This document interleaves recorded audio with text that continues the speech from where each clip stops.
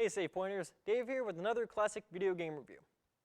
With my birthday just passing, I wanted to take a look at something that's turning 22 as well.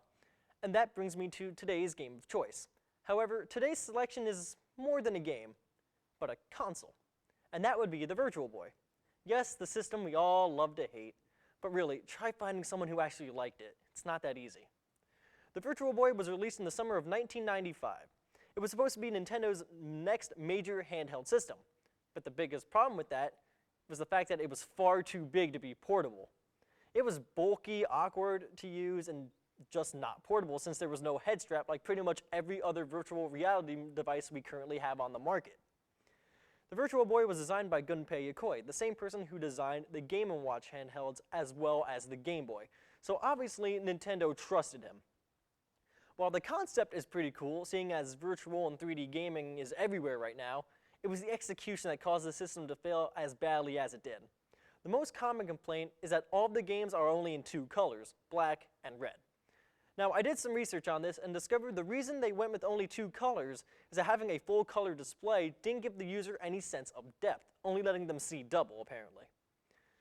Having two colors possibly allowed for more depth, so that's what they went with. However, these colors made the game look really ugly and led to headaches and eye strain for people that played the game for too long. This led to more concerns about motion sickness and children developing lazy eyes. All of this on top of the $180 tag caused the system to just sell very poorly, less than 1 million units during its 8-month lifespan in the United States.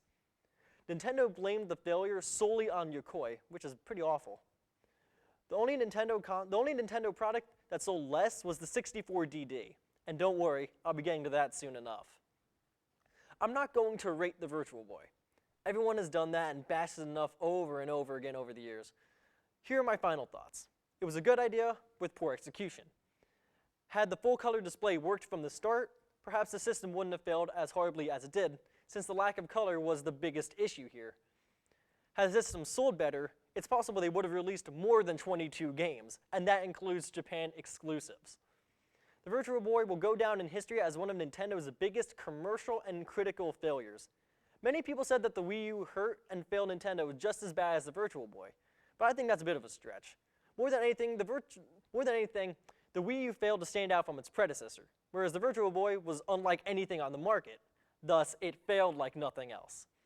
It's a shame that this had to be a stain on Gunpei Yokoi's legacy, but seeing as he did design and create the Game Boy, which forever changed gaming, I'm pretty sure he'll be remembered for that more than the Virtual Boy. Hopefully. That's all I have for this classic video game review. And now it's over to Marissa, because it's time to duel.